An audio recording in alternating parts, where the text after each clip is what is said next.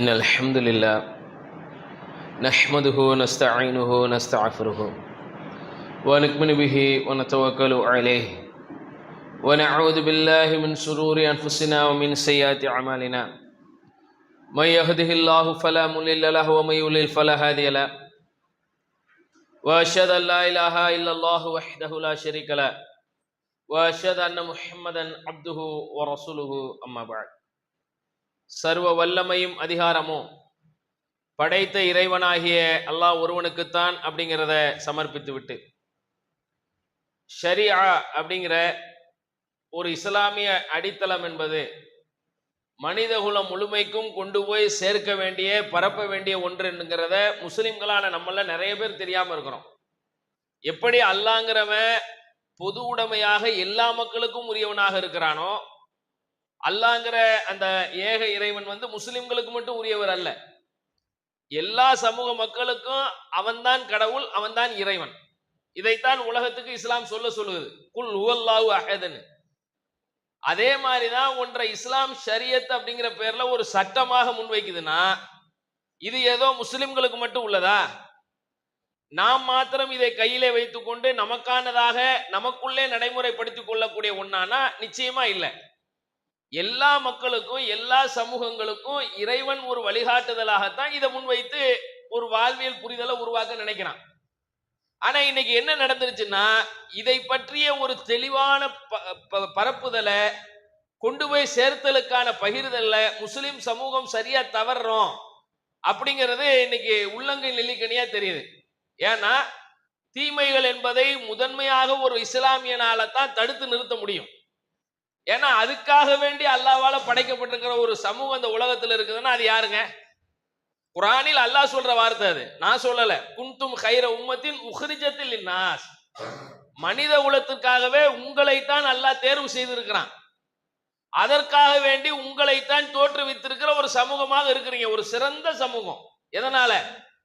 தஅமுருன bill மஅரூஃப் வ தன்ஹவுன அனில் முன்கர், நீங்க மக்களுக்கு நல்லதை ஏவுதல், தீயதை விட்டு தடுத்தல் உங்களுக்கான ஒரு சமூக பொறுப்பு கடமைங்கிறான். இதைத்தான் ஷரியத்துன்னு நம்ம சொல்றோம். ஷரியத் அப்படிங்கிறது எது இறைவனால் தடுத்தளிக்கப்பட்ட மார்க்கத்துக்கு விரோதமான ஒரு நடைமுறைகளில் அமைந்த வாழ்வியலுக்கு எதிரானதா இருக்குமோ அதற்கு எதிராகத்தான் ரசூலுல்லாஹ் ஆரம்ப கட்டத்தில் பிரச்சாரமே முன்வைச்சாங்க. இவன் நல்லா எடுத்து பாருங்க. அல்லாஹ்வுக்கு இணை வைத்தல் என்ற பெயரில் ஏனைய விக்கிரகங்களையோ வழிபாடுகளையோ செய்வதை தடுத்தது மாதிரிதான் திருட்ட தடுத்தாங்க, விபச்சாரத்தை தடுத்தாங்க. ஒண்ணுமே இல்லாம அப்பாவி குழந்தைகளாக பெண்ணாக பிறந்த ஒற்றை காரணத்திற்காக வறுமைக்கு அஞ்சி கொல்லப்படுகிற குழந்தைகளை தடுத்தாங்க. அந்த கொலையை எந்த பெண்கள் மீதோ யார் மீதோ அபாண்டமான அவதூறுகளை அள்ளி வீசுவதிலிருந்து விலகச் செய்தாங்க, தடுத்தாங்க. இதெல்லாம் என்னிடத்துல உடன்படிக்கை வாங்கணும். நாங்க நீங்க நல்லா யோசிச்சு பாருங்களேன். ஷரியத்தை நிலைநாட்ட வந்த நபிமார்கள் எல்லாரும் அங்கிருந்த ஒரு சமூகம் சார்ந்த தீமைகளை எதிர்த்து தான் களமாடினாங்க. அளவு நிர்வையில மோசடி பண்ணினால் அதை எதிர்த்து களமாடுகிறார் நபிமார்கள்ல சில நபி. அதே சமூகத்துக்கு மத்தியில ஒரு ஓர்பால் சேர்க்கை, இன்னைக்கு பாத்தீங்கன்னா இதை நம்ம சொல்லி ஆக வேண்டி இருக்கு. எதை? ஓரின சேர்க்கைன்னு ஒண்ணு இருக்க, ஆணோடு ஆண் பெண்ணோடு பெண். இறைவன் சொல்றான் குர்ஆன்ல, எல்லாத்தையும் நான் ஜோடி ஜோடியா தான் படைச்சேங்கிறான். இந்த உலகத்தில் எல்லாவற்றுக்கும் அல்லாஹ் ஜோடியத்தான் வச்சிருக்கிறான், எதுவுமே தனித்து இயங்குற மாதிரி ஆக்கல. நீங்க பயன்படுத்துற மின்சாரம் வரைக்கும் உதாரணத்துக்கு அதுல கூட 2 ஒயரை கனெக்ட் பண்ணுவான். ஒரே ஒயர்ல ஒரே வகையிலான அடித்தளத்துல இந்த உங்களுக்கு கிடைக்கப்படுகிற மின்சாரம் கூட வரல. உலகத்தின் பிரபஞ்சத்தின் தோற்றத்துல கூட புரோட்டான் எலக்ட்ரான் பல்வேறு வகையிலான ஜோடிகளை கொண்ட உருவாக்கமாகத்தான் இந்த உலகமே அமைந்திருக்குது. எல்லாவற்றுக்கும் ஜோடியை இறைவன் ஆக்கியிருக்கிறான் படைப்பினங்கள்ல. அது காக்கையா இருக்கட்டும், குருவியா இருக்கட்டும், இன்னவர பறவைகளா இருக்கட்டும், ஊர்வனவா இருக்கட்டும், எதாக இருக்கட்டும், ஜோடி இருக்கா இல்லையா? நீங்க அறியாதவற்றிலும் ஜோடி வச்சிருக்கிறாங்க குர்ஆன்ல. அப்ப நீங்க யோசிச்சு பாருங்க, மனுஷ படைப்புல ஜோடியாக இருக்கக்கூடிய ஒன்றை இவன் சிதைத்து என்ன செய்யறான்? இவன் சமீபத்துலங்க சென்னையில ஒரு பெரிய பேரணியை நடத்துறாங்க. கேட்டா LGBTQ அப்படிங்கிற பேர்ல நாங்க ஒரு லெஸ்பியன், பெண்ணோடு பெண் நாங்க சேர்ந்து வாழ்ந்துக்கிடுவோம், கே ஆணோடு ஆண் சேர்ந்துக்கிடுவோம், நாங்கெல்லாம் பைசெக்சுவல் வச்சுக்குவோம், டிரான்ஸ்ஜெண்டருங்கிற பேர்ல பெண்ணாக பிறந்த நான் ஆணாக மாறிக்கொள்வேன், ஆணாக பிறந்த நான் பெண்ணாக பாவித்துக் கொள்வேன், இதற்கு எங்களுக்கு சமூக அங்கீகாரம் வேண்டும்னு ஒரு வெளிப்படையாக இவர்களால் ஒரு பிரேடு நடத்த முடியுது, பேரணியாக செல்ல முடிகிறது, ஆடல் பாடல் கூத்து கும்மாளங்களை அரங்கேற்ற முடிகிறது. எங்க கருத்துங்க இது, இதை நீங்க ஏத்துக்கறணும், எங்களை நீங்க அங்கீகரிக்கணும்னு கேட்க முடியுது. இது எவ்வளவு பெரிய கேவலம் இது. ஒரு சமூகத்துல, முன் சென்ற ஒரு சமூகத்துல இன்னைக்கு அந்த அடித்தளத்தை கொண்ட ஒரு படிமானங்கள் பலஸ்தீனை ஒட்டி அந்த ஜோர்டான்ல இருந்து ஒரு 55 கிலோமீட்டர் தொலைவுல போனீங்கன்னா சாக்கடல் என்று ஒரு இடமே இருக்கு. அல்லாஹ் தலைகீழாக ஒரு சமூகத்தை புரட்டி அழித்தான் அவர்களை என்பதற்கு பெருத்த ஆதாரம் அது. அந்த கடல்ல எவனும் போய் குளிச்சாலும் முழுக மாட்டான், எந்த உயிரும் வாழ முடியாது அந்த கடல்ல. சாக்கடல் தான் அதுக்கு பேரு, டெட் சி. அல்லாஹ் அழித்திருக்கிற ஒரு அடையாளத்தின் எச்சங்கள் இன்னைக்கு மிச்சங்களாக இருக்க இவர்கள் அதே அங்கீகாரம். அது எப்படி, அது ஒரு பொம்பளை எப்படி ஆம்பளை மாற முடியும்? இயற்கையினுடைய அடித்தளம் இல்லையா? ரெண்டு குழந்தைய பெத்தவ போய் சொல்றா என்ன நான் ஆனா உணர்றேன்னு. 2 குழந்தைய பெத்துட்டாலே என்ன உணர்த்துது? கர்ப்பப்பை இருக்குதுன்னு உணர்த்துதா இல்லையா? அதை விட கேவலம் என்னது? ஒருவன் தன்னை பெண்ணா பாவிக்கிறான், ஒருத்தி தன்னை ஆணா பாவிக்கிறா, 2 பேரும் கல்யாணம் முடிச்சுக்கிறாங்க. ஆனா அவர்களுக்குள்ள குழந்தை உருவாகுது. இதெல்லாம் சமூக வலைதளத்துல வேகமாக அந்த டயத்துல ஒரு ஆண் கருவுற்ற மாதிரி பரப்புனாங்க. ஆண் கருவுறல, பெண்ணாக பிறந்த ஆணாக தன்னை மாத்திக்கிட்ட இந்த டிரான்ஸ்ஜெண்டர் இருக்குல்ல, பாலின மாற்று அறுவை சிகிச்சை, இத பண்ணிக்கிட்டவன் உள்ளுக்குள்ள கர்ப்பப்பை இருக்கு. யாரு இயற்கையா பெண்ணாக பிறந்தாங்களோ ஆணாக தங்களை பாவித்துக் கொண்டாலும் அவர்களுக்கு அல்லாஹ் குழந்தையை தர்றான். யாரு தன்னை பெண்ணாக பாவித்துக் கொண்டு ஆணாக இருந்தாங்களோ அவங்க வழியா தான் ஒரு குழந்தை உருவாகுது. கொஞ்சம் யோசிச்சு பாருங்க, இயற்கையை மாத்தவங்களால எப்படிப்பா முடியும்? அல்லாஹ்வுடைய படைப்புல ஆண் தான், அல்லாஹ்வுடைய படைப்புல பெண்ணுனா பெண்ணு தான். நீங்க அதை மாத்தி எந்த விதத்திலும் எதையும் உருவாக்க முடியாது. உடல் சார்ந்த நளினங்களையோ சில ஹார்மோன் பின்பேலன்ஸால ஏற்படுற பிரச்சனைகளையோ உளவியல் சார்ந்த அடித்தளங்களை கொண்டு அவர்களுக்கு இருக்கிற நோயவோ தீர்க்கிறதுக்கு மருத்துவம் பார்க்கணும். 1400 ஆண்டுக்கு முன்னாடி இதை சொன்னவங்க இல்லையா ரசூலா? யாராவது ஒருத்தர் தன்னை பெண்பாரி எடுத்துக்கிட்டு பெண்கள் சபைக்கு போனா விட்டுறாது, ஆண் சபையில உட்கார வைக்கும்பாங்க. ரசூலா என்ன பண்ணுவாங்க, சில பேருக்கு இருக்கும் குரல் சார்ந்து பெண் மாதிரி தெரியும், உடல் சார்ந்து சில அங்க அவயங்களா அவங்க நடந்துக்கிற அந்த உடல் மொழின்னு ஒண்ணு இருக்குல்ல, பாடி லாங்குவேஜ், அது பார்த்தா பொம்பளை மாதிரி நமக்கு கிண்டல் பண்ணிடுவோம். என்னடா இவன் பொம்பளை மாதிரி பேசுறான், அதுவா பொம்பளை மாதிரி நடந்துக்கிறான். அது காரணம் அவர்களுடைய ஹார்மோன்ல இருக்கக்கூடிய சின்ன ஒரு பயாலஜிக்கலான மாற்றம். அதற்கு மருத்துவம் பார்க்கணும். அவர்களை பொம்பளையோட சேர விடாம ஆம்பளையோட உட்கார வைக்கணும். குடும்ப சூழல்களால பெண் பிள்ளைகளோடு பழகிருப்பாங்க, பெண்களோட வளர்ந்திருப்பாங்க, பெண்களுடைய உடல் பாவனைகள் அவர்கள்ட்ட வந்திருக்கும், அவர்களுக்கு குழந்தை பிறந்திருக்கங்க. பொம்பளை குரல்ல பேசி பொம்பளைன்னே சொல்லி அவளா நீன்னு பேசினவர்கள் குழந்தை பெயர்களை பெற்றுக்கொண்ட வரலாறு இருக்கா இல்லையா? நம்ம சமகாலத்துல இருக்கா இல்லையா? அல்லாஹ் அவங்களுக்கு குழந்தை பாக்கியத்தை தந்திருக்கிறான்னா அந்த உயிரை உருவாக்குற ஆற்றலை உள்ளுக்குள்ள வச்சிருக்கிறான் ஒரு ஆணுக்கான தன்மைன்னு தானே அர்த்தம். அப்ப இதெல்லாம் ஒரு அங்கீகாரம். எது அங்கீகாரம்? நாங்க பொம்பளை ஆம்பளையா மாறுவோம், ஆம்பளை பொம்பளையா மாறுவோம், எப்படி வேணாலும் வாழ்வோம். 1400 ஆண்டுகளுக்கு முன்பு இதை தடுத்து சட்டம் இயற்றிய ஒரு இஸ்லாமிய ஷரியா இன்றைக்கும் கொண்டு போய் சேர்க்கப்படாமல் தவறப்படுகிறது என்பதற்கு அர்த்தம் இல்லையா? இது முஸ்லிம்களான நாம தானே இதை கொண்டு போய் சொல்லி இருக்கணும், இதை கொண்டு போய் சேர்த்து இருக்கணும். 3வது பாலினம் என்று ஒன்று இல்லவே இல்லை. 2 பாலினங்கள் தான் இறைவனால் படைக்கப்பட்டது, ஒன்று ஆண் இல்ல பெண். கேட்டா இது அவர்களுக்கான உரிமை, ஜனநாயகம். என்ன ஜனநாயகம்? இது ஜனநாயகம். இதன் அடிப்படையில பெரும்பான்மை ஜனங்கள் ஏற்றுக்கொண்டதா? ஜனநாயகம்னு சொன்னாலே என்னங்க அர்த்தம்? ஜனங்களாக பெரும்பான்மையான பேர் ஏற்றுக்கொள்வதற்கு பேர் ஜனநாயகம். ஒரு சிறிய அளவில் இவர்களுக்கான ஒரு அங்கீகாரத்தை தருவதற்கு பேரே ஜனநாயகம். இதெல்லாம் அவர்களுடைய உரிமை, கருத்து சுதந்திரம். இதை எப்படி ஒரு அரசு வேடிக்கை பார்க்குது? தீமையை தடுக்காம ஒருத்தி பேசுறா வெளிப்படையா, அண்ணன் தங்கச்சி கூட செக்ஸுவல் ரிலேஷன்ஷிப் வச்சுக்கலாங்கிறா, ஒரு மிருகத்தை விட கேவலமா பேசுறா. இன்னைக்கு இருக்கு. பேசிய காட்சிகளும் பதிவுப்பட்ட அந்த ஒளிகளும் இன்றைக்கு காணொலியா இருக்கு. வெளிப்படையா பேசக்கூடிய சமூக கேவலம். ஒரு தாயும் மகனும் கூட இந்த மாதிரி ஒரு சில விஷயங்களை செய்ய முடியும்ன்றத இவர்களால் சொல்ல முடியுதுன்னா 1400 ஆண்டுகளுக்கு முன்பு ஒரு அழகிய இஸ்லாத்தை அல்லாஹ் நமக்கு தந்தானே, ஒரு ஜாஹிலியத் என்ற அறியாமை காலத்தில் இருந்த மக்களை மீட்டெடுத்து ஒரு அறிவார்ந்த கட்டமைப்பு அல்லாஹ் உருவாக்குனானே, அதுக்கு நம்ம அல்ஹம்துலில்லாஹ் சொல்ல வேண்டியிருக்கா இல்லையா? அல்லாஹ்வை பெருமைப்படுத்தி அல்லாஹு அக்பர் என்று போற்ற வேண்டிய கடமை இருக்குதா இல்லையா? அல்லாஹ் சொல்றானே, வலி துகப்பிருல்லா அலா மா ஹதாக்கும், உனக்கு நேர் வழி காட்டினப்பா, அதுக்காண்டி என்ன பெருமைப்படுத்து. நீங்க அல்லாஹு அக்பர்னு சொல்றது காரணம் தான். தொழுகையில நீங்க ஒவ்வொரு நிலைகளிலும் அல்லாஹு அக்பர்னு சொல்ற காரணத்துக்காக தான். கல்லா பாக்குற ஒரு அறிவு இருக்குல்லங்க, கொஞ்சம் யோசிச்சு பாருங்களேன். இது கல்லு தான் அப்படிங்கிறதுக்கு எங்க இருந்து உங்களுக்கு வந்துச்சு? அது ஒரு எலுமிச்சம்பழம் தாங்க, அது ஒரு கயிறு தாங்க, அது ஒரு சாதாரண ஒண்ணு தாங்க, அது நம்மள மாதிரி ஆடு மாடு தாங்க, அது நம்மள மாதிரி ஒரு படைப்பினம் தாங்க. அது எல்லாத்தையும் நீங்க வேறுபடுத்தி அதை வந்து உணர்றீங்கன்னா இதை நமக்கு ரசூலா தந்தாங்கல்ல. குல்லு செய்யின் ஜாஹிலியத்தி தகத்த கதமைய மௌலுன், அறியாமை காலம் விவகாரம் எதா இருந்தாலும் காலுக்கு கீழே போட்டு மிதிச்சேன்னாங்களே ரசூலா. அந்த மார்க்கத்தில் இருக்கிறோம்லங்க. ஏங்க வெளிப்படையா ஒரு கவர்மெண்ட் அரசே சொல்லுங்க, நல்லது ஒண்ணு இருக்கு, கெட்டது ஒண்ணு இருக்கு. எதுலப்பா? சாராயத்துல. எப்படி சாராயத்துல நல்லது கெட்டது எப்படி வரும்? எல்லாமே கெட்டது தானே. அதுலயே நீயே எழுதி வச்சிருக்கிற குடியை கெடுக்கும், குடிப்பழக்கம் உடல் நலத்தை கெடுக்கும்னு. இது நீங்க இந்த ஆர்ப்பாட்டங்கள் போராட்டங்கள் நடத்துவதனால தீர்வு வந்துடும் அப்படியா? இப்ப போராட்டம் ஆர்ப்பாட்டம் பலரும் பண்றாங்க, எதிர்த்து களமாடுகிறோம் என்ற பெயரில் எல்லாம் பேசுகிறார்கள், அதற்கான கருத்துருவாக்கங்களை ஏற்படுத்துறோங்கிறாங்க. இவன் ஜனநாயகம். ஜனநாயகம் நீ சொல்றது உண்மையா இருந்தா ஒரு சர்வே எடு, ஒரு வந்து புள்ளி விவரத்தை கொண்டு வா, நீ சொல்ற ஓட்டு முறைக்கே வா. எத்தனை பேர் இந்த சாராயத்தை ஏத்துக்கிறான்னு என்கிட்ட சொல்லு. 100ல எத்தனை பேர் ஏத்துக்குவான்? 1000த்துல எத்தனை பேர் ஏத்துக்குவான்? லட்சத்துல எத்தனை ஏத்துக்குவான்? கோடியில எத்தனை ஏத்துக்குவான்?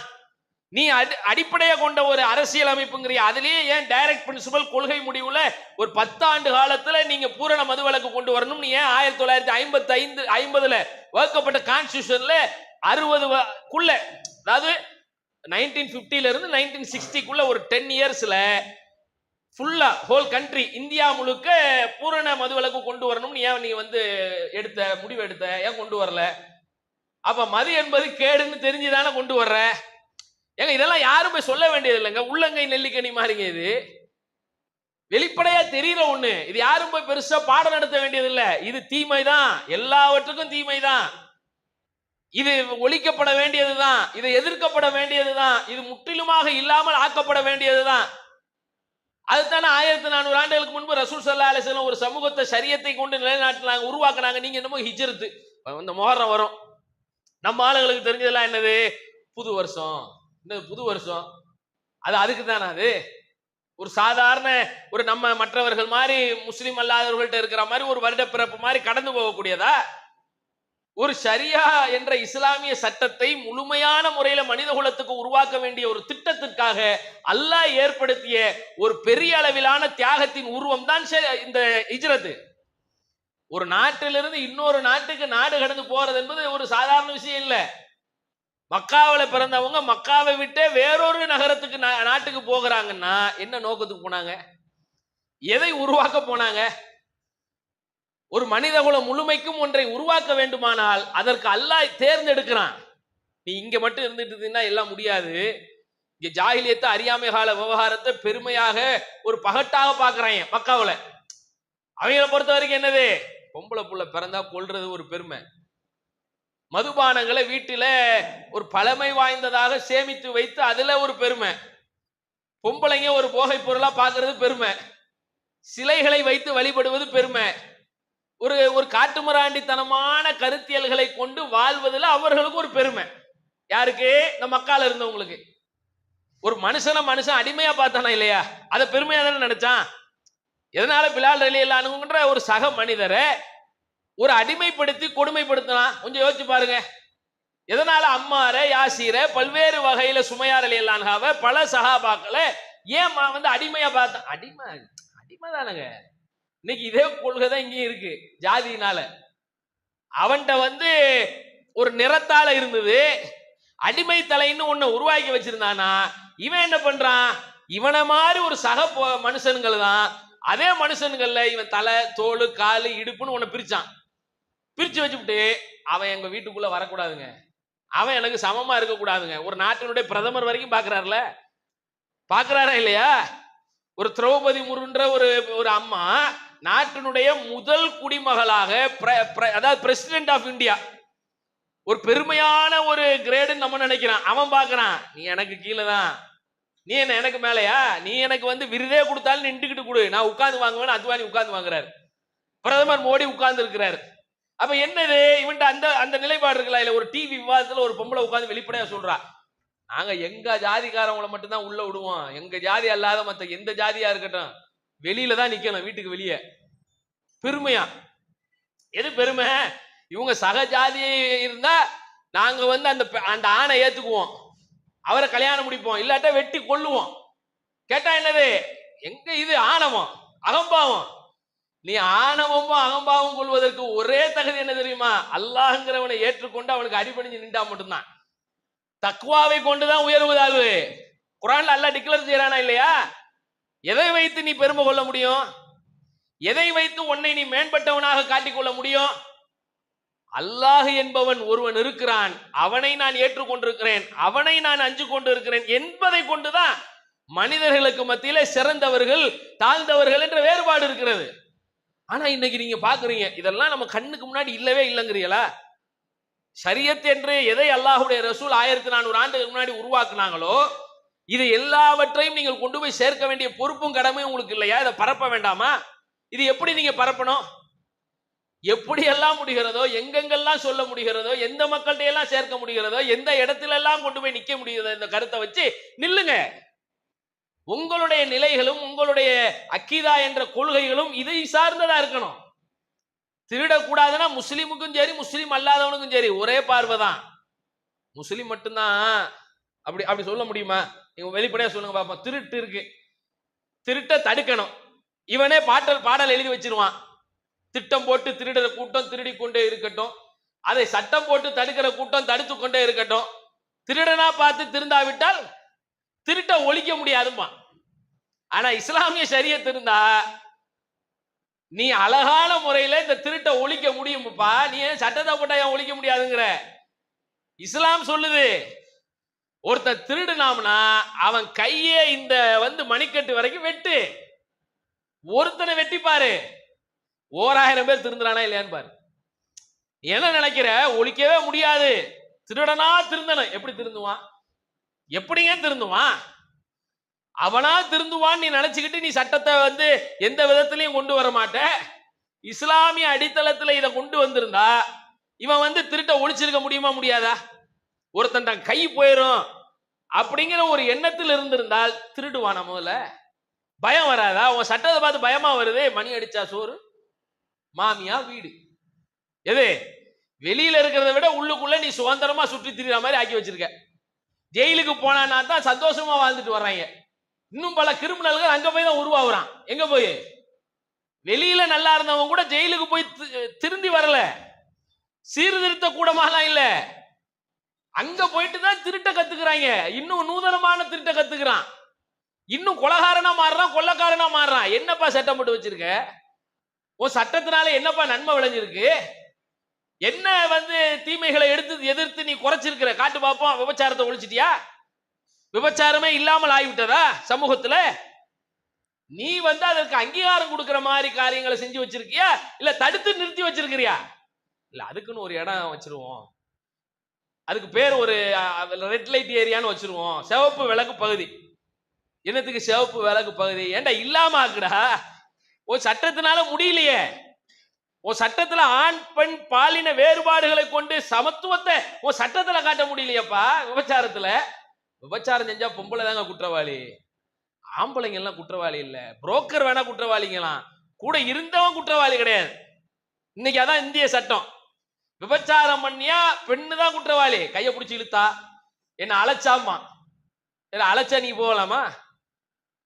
கூப்பிட்டா நான் போனேன், இது சட்டத்தில் உள்ளது. ஒருத்த பொம்பளை தான் குற்றவாளி, ஆம்பளை குற்றவாளி இல்லம்மா. எப்படி வச்சிருக்காங்க பாருங்க சட்டத்தை. ஒரு குற்றத்துல ஒரு பெண்ணும் ஆணும் தனித்து வேற மாதிரி இருந்துட்டாங்கன்னா அதை அங்கீகாரம் கொடுக்கிற மாதிரி இவர்களே உச்ச நீதிமன்றத்திலிருந்து பல நீதிமன்றத்தில் வழக்குகளுக்கு தீர்ப்பு எழுதி வச்சிருக்கிறாங்க. அந்த 2 பேரும் விருப்பத்தோடு இருந்தா தப்பு கிடையாது. ஒரு அறைக்குள்ள 16 வயசா இருந்தாலும் தப்பு கிடையாது. 18 வயசு கீழே இருந்தா கல்யாணம் முடிச்சா தப்பு. துப்ப தோணுது. எப்படி தோணுது? காரி துப்ப தோணுது. எப்படியா? மைனர் பொண்ணு என்ன வேணாலும் வந்து கல்யாணம் முடிக்காம ஒரு அறைக்குள்ள செய்தால் அது குற்றம் இல்லையா? நீதிமன்றம் சொல்லுது, உச்ச நீதிமன்றம். சும்மா ரோட்ல போறவன் சொல்லல. இதுக்குன்னு கான்ஸ்டிடியூஷனை படிச்சு அப்படியே வந்து வழக்கறிஞரா இருந்து வழக்காடி நீதிமன்றம் வரைக்கும் போய் நீதிபதியா உட்கார்ந்து அதுலயும் ஒரு உச்சம் அப்படியே ஒரு ஹை கிளாஸ் கோர்ட் ஹைகோர்ட்ல சுப்ரீம், அங்க போய் உட்கார்ந்துட்டு ஒருத்தர் தீர்ப்பு எழுதுறாரு. அதே சட்டம் சொல்லுது, அதாவது ஒரு நாட்டினுடைய பிரதமர், ஒரு நாட்டின் ஒரு மாநிலத்தினுடைய முதல்வர், இவர்களை எல்லாம் ஒரு 18 வயசு ஆயிட்டா கூட தேர்ந்தெடுக்கலாம். சரிப்பா, ஒரு ஆம்பளை எத்தனை வயசுல கல்யாணம் பண்ணிக்கணும்? 21 வயசு ஆகணும். எது, நாட்டு ஆளுநர்களை தேர்ந்தெடுக்கிறதுக்கு 18 வயசு இருந்தா போதுமா ஆம்பளைக்கு. வீட்டுக்குள்ள அவன் பொண்டாட்டியை தேர்ந்தெடுக்கிறதுக்கு 21 வயசு வேணுமா. இவன் தான் எழுதி வச்சிருக்கான் சட்டத்துல. ஆணுக்கு மன வயது 21, பெண்ணுக்கு மன வயது 28. அதே பெண்ணு 16 வயசுல எல்லாம் பண்ணலாமா. 16 வயசுல கல்யாணம் பண்ணக்கூடாது. என்ன பண்ணக்கூடாது? என்ன இதுக்கு பேரு ஒரு சட்டம், இதுக்கு ஒரு வாழ்வியல், அப்படி ஒரு மக்கள் வாழ்ற ஒரு நாட்டுக்கு இவங்க ஒரு ஒண்ணு உருவாக்குவான். இதை விட கேலி கூத்து சிரிப்பு வேற இருக்கா? இதையும் அங்கீகரித்து நீங்க கொண்டு வந்திருக்கிறீங்க. சரிப்பா, இவ்வளவு குளறுபடியான ஒன்றை வைத்து இவர்கள் பிரச்சாரம் செய்ய முடிகிறது.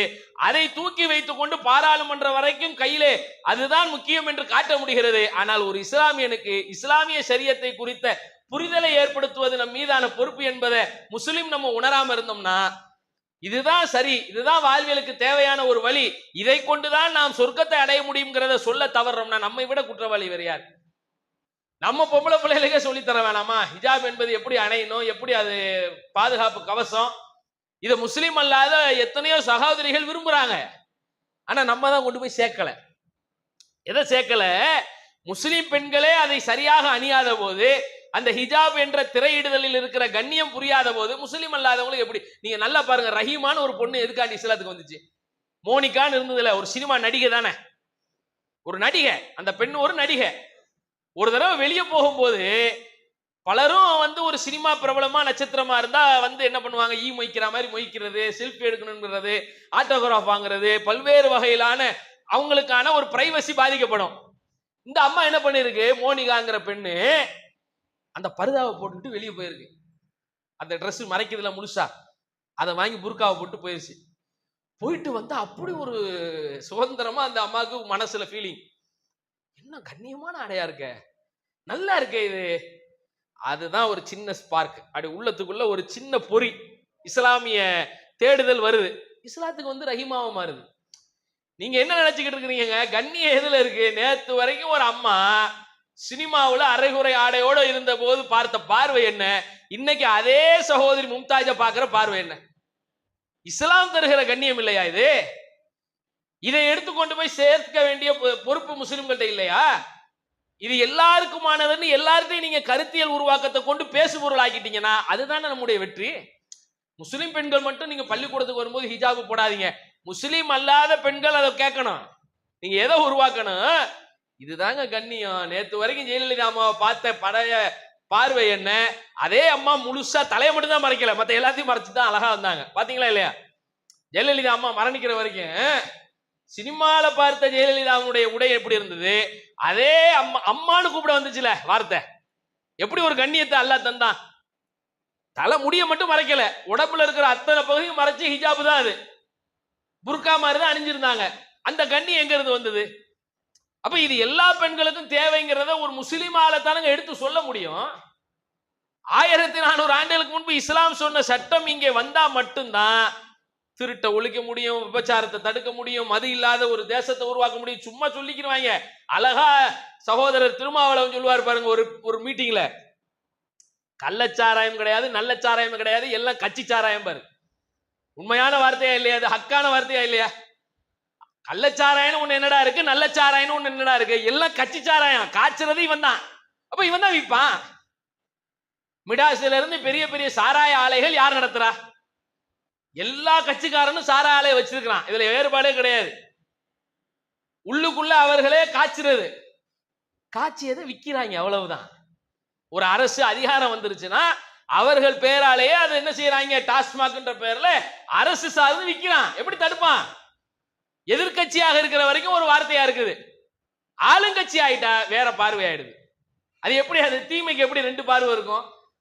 எப்படி ஒரு வார்த்தையை ரசூல் 1400 ஆண்டுக்கு முன்னாடி ஒரு முஆது பின் ஜபல் அவர்களை யமனுக்கு ஆளுநர் அனுப்பும் போது ரசூல் ஸல்லல்லாஹு அலைஹி வஸல்லம் அவங்க ஒட்டகத்துக்கு கீழே நடந்தே வருவாங்க. அவர் மேல உட்கார்ந்து கேட்டுக்கிட்டே வருவார், யார் ரசூலல்லாஹ் எப்படி செய்யணும், என்ன மாதிரி போகணும், என்னென்ன வகையில நான் ஆளுநரா இருந்து செய்யணும், காரியமெல்லாம் எப்படி. பாரு, அல்லாஹ்வை தவிர யாரையும் வணங்க கூடாதுங்கிறது சொல்லு.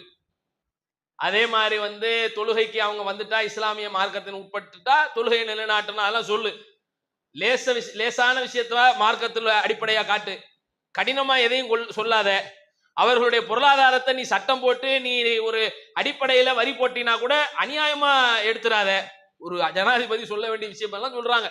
ரசூல்லா ஒரு பிரசிடென்ட் இல்லையா, ஒரு நாட்டினுடைய அதிபர் இல்லையா, ஒரு ஆளுநருக்கு உபதேசம் பண்ணிக்கிட்டே வருவோம். அவர் கூட சொல்லுவாரு, யாரும் சொல்லல, நீங்க மேல உட்கார்ந்துக்குங்களேன், நான் கீழே நடந்து வரேன். வேணாப்பா வா. துல் ஹுலைஃபா மதீனாவுடைய எல்லை வரைக்கும் ரசூல்லா கீழே நடந்து வருவாங்க, அவர் மேல உட்கார்ந்துக்கிட்டே இருப்பாரு, எல்லாம் பேசி வருவாங்க. அவ்வளவு தூரத்துக்கு ரசூல்லாட்ட உபதேசம் வாங்கிக்கிட்டே வர்றாரு, என்னென்ன வகையில நடக்கணும். ஏன்னா ஒரு ஆட்சியாளர் சட்டம் போடும்போது நியாயமான முறையில் இருக்கணும்ல, அதையும் சொல்றாங்க. சட்டம் கூட இன்னைக்கு அது சொல்ல வேண்டியது இருக்கு. வரிங்கிற பேர்ல நம்ம வாய்க்கு அரிசி போடுறதுதான் வரியா இருக்கு, வாழ்க்கை உரிமையை பறிக்கிறதுக்கு பேர் வரி. ஆனா ரசூல்லா அதுலயே ஒரு நீதத்தை கடைபிடிக்க சொல்லுவாங்க. சொல்லிக்கிட்டே வரும்போது அவர் சொல்லுவாரு, யாரும் சொல்லலாம், அங்க ஒரு மாதிரி போதை பொருள் இருக்கிறதா நான் கேள்விப்படுறேன், அது பித்து மாதிரி சில வார்த்தைகளும் சொல்றாங்க அந்த போதைக்கு. இது எப்படி நீங்க பாக்குறீங்க? என்னப்பா, குல்லு முஸ்கிரின் ஹராம், போதை தர எதா இருந்தாலும் ஹராம் தான். அதுல என்ன இருக்கு? போதையில நல்லது கெட்டதுன்னு கிடையாதுங்க. நீங்க எந்த பேர்ல அந்த போதையை நீங்க வார்த்தையை வைத்துக் கொண்டாலும் சரி, ஹெராயின்னு சொன்னாலும், கஞ்சான்னு சொன்னாலும், அபின்னு சொன்னாலும், நீங்க மதுன்னு சொன்னாலும், கல்லுன்னு சொன்னாலும், சாராயம்னு சொன்னாலும், நீங்க பட்டன்னு சொன்னாலும், என்ன பேர்ல வேணா சொல்லிக்கப்பா, யாருப்பா வேணாம்னா, எந்த பேரா இருக்கட்டும், அதுல அந்த போதை தர்றது இருக்கா? அதனாலதானே கசகசாவை கூட ஹராம்னு ஃபத்வா கொடுத்து வச்சாங்க. அதுல கூட ஒப்பீனியன் என்ற ஒரு அந்த கஞ்சாவினுடைய செடி வேதி பொருள்ல இருந்து வருது, அது கூட ஒரு மயக்கத்தை தரும். எதுக்குன்னா இஸ்லாம் அப்படி காட்டுது. நீ 1000 தான், நீ ஒரு பால் ஒரு செம்பு நிறைய இருக்குதுப்பா, ஒரு துளி விஷமா இருந்தாலும் விஷம் தானே, அப்படித்தானே? சாராயம் என்பது நுழையக்கூடாதுன்னா அது நுழையாத. அது எந்த ரூபத்துல வந்தாலும் எந்த பெயர்ல வந்தாலும் இதுதான் இஸ்லாம். ஒழித்து காட்டியது அல்லாஹ்வுடைய மார்க்கம். இது இன்னைக்கு மனித குலத்துக்கு போனாலே தவிர, இதத்தான் காந்தியடிகளார் சொன்னாரு, இந்தியாவிலே உமர் என்ற ஒரு இஸ்லாமிய ஆட்சியினுடைய சட்டம் வரணும். ஏன்னா அது அப்பதான் ஒழிக்க முடியும், இல்லாட்டா எதையும் ஒழிக்க முடியாது. நள்ளிரவுல ஒரு பெண் ஏதோ ஆபரணங்களை போட்டுக்கிட்டு சுதந்திரமா போயிட்டு வீட்டுக்கு வர்றதுக்கு பேர் தான் உண்மையான இந்தியாவுடைய சுதந்திரத்தை அடையாளப்படுத்துற நாளுன்னாரு. எது? நள்ளிரவுல ஒரு பெண் ஆபரணம்லாம் போட்டுக்கிட்டு கற்புக்கோ உடைமைக்கோ பாதிப்பு வரக்கூடாதுன்னாரு காந்தி. பகல்லையே பாதுகாப்பு இல்லை, பகல்லையே பெண்களுக்கும் சுதந்திரம் இல்லை, அவர்கள் உயிர் பறிக்கப்படுகிறது, அவர்களுடைய கற்பு சூறையாடப்படுகிறது, அவர்கள் போட்டுக்கிட்டு இருக்கிற கழுத்தில் இருக்கிற செயினை இழுத்துட்டு போறானா இல்லையா? பைக் ஸ்நாச்சிங்கிற பேர்ல பல்வேறு வகையிலான செயின்கள் களவாடப்படுதுல, தங்கத்தினுடைய மதிப்பை ஏற ஏற கொள்ளையடிக்கிறான்ல, கழுத்தை அறுக்கிறதுல, அதுலயே இங்க அறுத்து செத்து போன பெண்கள் எத்தனை பேர் இருக்காங்க சகோதரிகள், செயினை இழுக்கிறேன்னு கழுத்து நரம்பு வெட்டி இறந்து போனவங்க இல்லையா? அப்ப இவர்களால் என்ன பண்ண முடிஞ்சிச்சு? எதை ஒழிக்க முடிஞ்சிச்சு? எதையும் ஒழிக்க முடியல. இவர்களால எதையும் தடுக்க முடியல. இஸ்லாமிய ஷரியத்தை கொண்ட பேசு பொருள்கள் இங்க சமூகத்தில் உருவாகணும். இஸ்லாமிய சட்டத்தை, மனிதகுல வாழ்வியல் திட்டத்தை, இதுதான் நம்ம எல்லாருக்குமானது, பொதுவானது, முஸ்லிம்கள் எல்லோரும் இதை கொண்டு போய் சேர்த்துட்டாங்கன்னா அழகான முறையில ஒரு சமூக மாற்றம் உருவாயிடும். நல்லா தெரிஞ்சுக்கிடுங்க. ஹலாலான முறை என்பது எல்லா மக்களுக்குங்க. அப்படி நீங்க சொல்ல ஆரம்பிச்சிட்டீங்கன்னா, இந்த மாதிரி இந்து முன்னணி, சந்து முன்னணி, பொந்து முன்னணின்னு வந்துகிட்டு ஹலால் என்ன ஹலால், அது என்ன இஸ்லாமிய பெயர் ஏண்டா? ஹலால்னா நம்ம எல்லாருக்கும்டா. மூத்திரம் குடிக்க கூடாதுங்கிறது தான்டா. மூத்திரம் குடிக்கிறது ஹராம்டா இஸ்லாத்துல. சாணியை திங்கிறது ஹராமுடா, மலத்தை திங்கிறது ஹராமுடா. நீ திங்கணும்னு நினைச்சினா நீ தின்னுக்கடா, அவ்வளவுதான். நமக்கு எது ஹலாலுங்கிறதோ அதை போய் சொல்லணுங்க. ஹலாலுங்கிறது எல்லா மக்களுக்கும் உரியதுன்னு புரிய வைக்கணும். நீ அறுத்து சாப்பிட்டீங்கன்னா நல்லது. ஒரு உயிரை நீ கழுத்தை நெரிச்சு கொன்று கூட சாப்பிடலாம். ஆனா அந்த ரத்தம் உடலில உறையும் போது உனக்கு அந்த அந்த கறி இருக்குது, அந்த உணவுப் பொருளாக நீ பாக்குறிய, அந்த சதைகளோடு கொண்டு நீ சாப்பிடுறிய, அது எல்லாமே அந்த ரத்தத்தினால கிருமிகளால் அசுத்தப்பட்டுருது, கேடுகள் தந்துருது. அதே நேரத்தில் நீ ஒரு கத்தி எடு, இந்த கழுத்தில் இருக்கக்கூடிய அந்த நரம்பு மண்டலங்கள் மூளைக்கு போவதை துண்டிச்சு, அதுக்கு வேதனையும் உணராது. அது உடல் துடிக்கிறது எதனாலனா, அந்த உடல்ல இருக்கிற ரத்தத்தை எல்லாம் வெளியே ஏத்துது, அந்த இறைச்சியை உனக்கு தூய்மையா தருது. அதை நீ சாப்பிட்டு பார்ப்பா, உடம்புக்கு ஆரோக்கியம். இதனாலதான் முஸ்லிம்கள் நாங்க என்ன செய்யறோம்? அறுத்ததை உண்ணணுங்கிறோம். அதுல கூட கால்நடைகளில் இறைவன் அனுமதித்ததை உண்ணணுங்கிறோம். எல்லாத்தையும் சாப்பிட சொல்லல. ஆடு மாடு எல்லாம் திங்க சொல்லுது. இது ஆடு மாடு இல்லாம வேற காட்டு விலங்குகளை இல்லாம சாப்பிட சொல்லுது இஸ்லாமு. சிங்கத்தை புலி இல்லாம சாப்பிட சொல்லுது. வேட்டை பிராணிகளை தவிர்க்க சொல்லுது, நாயை திங்க சொல்லலையே. உனக்கு நல்லதை தருகிற கால்நடைகள்ல இறைவன் எதை அதிகமா உற்பத்தி செய்யறானோ அதை அல்லாஹ் அனுமதிச்சிருக்கிறான். நாம எதை சாப்பிடுறோமோ அது உண்மையிலேயே அதிகமாவதா இல்லையாங்க? நம்ம ஆட்டை சாப்பிடுறோம், மாட்டை சாப்பிடுறோம், ஒட்டகம் வேற அந்த பகுதிகளில் இருக்கு பாலைவனத்துல. நீங்க ஆடு மாடு கோழி எல்லாம் சாப்பிடுறீங்க, அதெல்லாம் எண்ணிக்கையில கூடுதா குறையுதா? யாராவது சொல்லுங்க பாப்போம். நம்ம ஆட்டை அறுத்து அறுத்து திங்கிறோம்ங்க, நாயை யாரும் திங்கலங்க. நாய் ஒரே வருஷத்துல 6 குட்டி 7 குட்டி போடுதுங்க, குட்டி குட்டியா பெத்து போடுது, 5 குட்டி 6 குட்டின்னு. ஆடு பாத்தீங்கன்னா அது போடுற குட்டி கம்மி. அதுலயும் செம்மறி ஆடு இருக்குது, வருஷத்துக்கு 2 குட்டி 1 குட்டி போடுறதுதான் அளவு அதிகம். 2 குட்டி போடுறது அதிகம். எது? செம்மறி ஆடு. நீங்க இப்ப குர்பானி கொடுத்தீங்கள, எவ்வளவு ஆடு எங்க இருந்து வந்துச்சு, எப்படி உற்பத்தி ஆகுது? இதுவே அல்லாஹ்வுடைய ஒரு பரக்கத்து. நனையாபுரத்துல இருந்து அல்லாஹ் உற்பத்தி செய்யறான். நீங்க எதை சாப்பிடுறீங்களோ, எதை உணவாக உட்கொள்றீங்களோ அதெல்லாம் கூடுது. நீங்க யாருமே சாப்பிடல, மானு குறையுதுங்கிறான். புளிய யாருமே திங்கல, புளி அடிச்சா திங்கிறான். வேட்டையாடுதலே கூடாது, சட்டம் போட்டு வச்சிருக்கான். புளிய வேட்டையாட கூடாது. ஏன்? அது கூடுறது இல்ல, குறையுது, எண்ணிக்கை குறையுது. புலிகள் சரணாலயம்னு வைக்க வேண்டியது இருக்கு, புலிகளை பாதுகாக்க வேண்டியிருக்கு. நீங்க எதை திங்கிறீங்களோ அதை பாதுகாக்க வேண்டியது இல்லை. இது போதாத ஒண்ணு? நீங்களும் நானும் எதை சாப்பிடுறோமோ அதை பாதுகாக்க வேண்டியதா இல்ல, அதை நீங்களும் நானும் உருவாக்க வேண்டியது இல்லை, அதுவா உருவாகுது, எண்ணிக்கையில கூடுது. நனையாபுரத்துல இருந்து அல்லாஹ் உற்பத்தி ஆக்கிக்கிட்டே இருக்கிறான். லட்சக்கணக்கான கோடிக்கணக்கான ஆடுகளை ஒரு பக்ரீத்துக்கு, ஒரு பெருநாளைக்கு, ஈதுல் அல்ஹாக்கு அறுப்பதாக இருந்தாலும் வந்து சேருது. இதுதான் அல்லாஹ்விடத்துல இருந்து வர்றது, இதுதான் ஷரியத்து. அல்லாஹ் அனுமதித்தவற்றில் உங்களுக்கு பரக்கத் செய்யறவன் அல்லாஹ் தாங்க. வட்டியை உங்களுக்கு தடுத்து வியாபாரத்தை உங்களுக்கு ஹலாலாக்கி இருக்கிறாங்கறானே, அதுக்கு இது ஒரு பெரிய சான்று. நீங்க நினைப்பீங்க வட்டி கூடும்னு, வட்டி கூடாது, அழியும். அந்த வட்டி எந்த ரூபத்தில் வந்தாலும் அழியும். இஸ்லாமிய பொருளாதாரம் சரியாக இருக்கும். இன்னைக்கு பிரிக்ஸ் பேர்ல ஏன் உருவாக்குனா? பிரேசில், ரஷ்யா, இந்தியா, சைனா எதுக்கு வந்து டாலர்ல கூடாதுன்னு சொல்ல ஆரம்பிச்சான்? டாலர் மதிப்பை கொண்டு சில குறிப்பிட்ட நாடுகள் நம்மளை சுரண்டான். அவன் சிந்திக்கிறான், அரபு நாடு சிந்திக்கல. கிறுக்கு பைய எண்ணெய் வளங்கள் எல்லாம் வச்சுக்கிட்டு இருக்கிறான், அவன் அடிமையா கிடக்குறான். இவன்றதான் எண்ணெய் வளம் இருக்கு, தங்க வளம் இருக்கு, எல்லாம் இருக்கு. ஆனா இவனுங்க அதை பத்தி சிந்திக்கல. பிரேசில்காரனும் ரஷ்யாக்காரனும் சைனாக்காரனும் சிந்திக்கிறான். என்னன்னு சிந்திக்கிறான்? டாலர்ல இருந்து நம்மளை எப்படி சுரண்டான். ஏன்னா சுரண்டானா இல்லையா? 85 ரூபாய் இந்திய ரூபாயை கொடுத்தா $1 வட்டி தானே இது. தங்கத்துக்கு தங்கம், வெள்ளிக்கு வெள்ளி, ரசூலா சொன்ன பொருளாதாரங்க. பேர்ச்சைக்கு பேர்ச்சை, திராட்சைக்கு திராட்சை, கோதுமைக்கு கோதுமை, இதுவாத்தான் இருக்கணும். அதை விட்டுட்டு இவன் ஒரு பொருளாதாரத்தை உருவாக்கி வச்சுக்கிட்டு உலகத்தை வட்டியினுடைய மறு உருவமா கொண்டு சுரண்டான். நம்ம யாருக்கும் தெரியறது இல்லை. வட்டி எல்லாம் அழிப்பான், நிச்சயமாக அது அழிந்து போகும், வளர்ச்சியே அடையாது. நீங்க நல்லா தெரிஞ்சுக்கங்க, இஸ்லாம் சொல்லுகிற பொருளாதார முறைகளை கொண்ட வாழ்வியல் நடைமுறை இருக்குல்ல, நீங்க போய் ஒருத்தருக்கு 100 ரூபாய் எடுத்து கொடுத்து பாருங்க, அது எப்படி வளருதுன்னு உங்களுக்கு தெரியும். வெளியில தெரியாது, அது எப்படியோ அல்லாஹ் வர வைப்பான், வளர்ச்சி ஆக்குவான், பரக்கத்தை உருவாக்குவாங்க. அது அல்லாஹ்ட்ட தாங்க இருக்கு. நீங்க 1000 ரூபாய் எடுத்து கொடுத்த மாதிரி தெரியும், உங்கள்ட்ட மீதி சில காசுகள் இருக்கும், அதுல அல்லாஹ் அப்படியே ஒரு பரக்கத்தை உருவாக்குவான். 9000 ரூபாய் உதாரணத்துக்கு 10,000 ரூபாயில இருந்து 1000 ரூபாய் எடுத்துக்கிட்டேன், 9000 ரூபாய் இருக்கு. அந்த 9000 ரூபாய் 90000 ரூபாய் வேலை செய்ய வச்சா அதான பரக்கத்து. அதான பரக்கத்து. என்கிட்ட 9000 ரூபாய் இருக்கு, இல்ல 90000 ரூபாய், 1 லட்சம் ரூபாய் இருக்கு. திடீர்னு ஒரு நோய் வந்து 1,10,000 ரூபாய் செலவாயிட்டா அதுக்கு பேர் பரக்கத்தா? அதுல ஏதாவது அருள் வளம் இருக்கா? திடீர்னு ஏதாவது ஒரு வாகன விபத்து ஆயிடுச்சு, டக்குன்னு அதுக்கு ஒரு செலவீனம், குடும்பத்துல ஏதாவது ஒரு பலகீனம், ஏதோ ஒண்ணு, அது இல்ல. அல்லாஹ் அப்படி அதுல இருந்து உருவாக்குவான். அப்படி உங்களுக்கே தெரியாதுங்க, அல்லாஹ் இடத்துல நீங்க தர்றதுக்கு என்ன கிடைக்குதுங்கிறது சேமிச்சு சேமிச்சு அல்லாஹ் வைக்கிறவன். உங்களுடைய சாதாரணமான முறையில கால்நடைகளை வளர்ப்பதை போன்று நீங்கள் அல்லாஹ்வுடைய பாதையில தந்ததையும் வளர்க்கிறவன் அல்லாஹ். மஸலுல் லதீன யுன்ஃபிகூன அம்வாலஹும் ஃபீ ஸபீலில்லாஹ். நீங்க அல்லாஹ்வுடைய பாதையில தருவீங்கப்பா, தர்மத்தை கொடுப்பீங்கப்பா. நான் என்ன செய்வேன் தெரியுமா? நீ விதைய போடுவ பாரு, அம்பதுத்த சபஅ ஸனாபீல ஃபீ குல்லி சும்பலத்தின் மிஅத் ஹப்பத்தின்.